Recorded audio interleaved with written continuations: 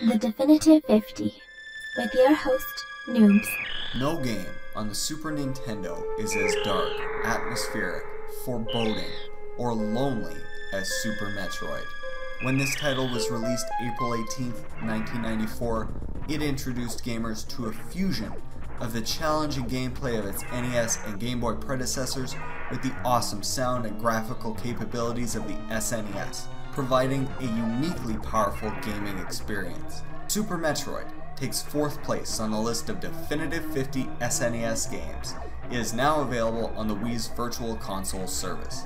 In this title, you take on the role of bounty hunter Samus Aran as she seeks to recover a stolen Metroid larva from the space pirate planet Zebes.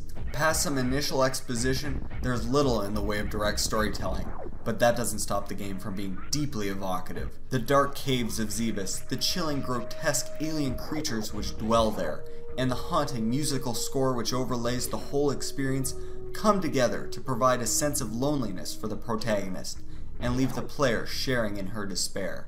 Super Metroid plays as an action platformer, yet is so much more than that. The game contains a heavy emphasis on exploration, as various upgrades must be found to progress through twisting, labyrinthine tunnels.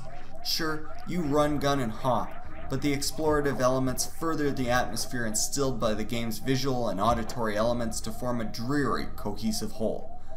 Super Metroid's weak sales held Nintendo back from continuing the franchise for 8 agonizing years, before continuing it with Metroid Prime on the GameCube and Metroid Fusion on the Game Boy Advance. The critical and commercial success of those games spurred the development of many more titles in the series across the GameCube, Game Boy Advance, DS, and Wii. Samus Aran and the dangerous Metroid aliens have grown to be some of the most iconic figures in video games today. The franchise's commitment to finely crafted gameplay and storytelling leave the Metroid series as one of the most revered in gaming.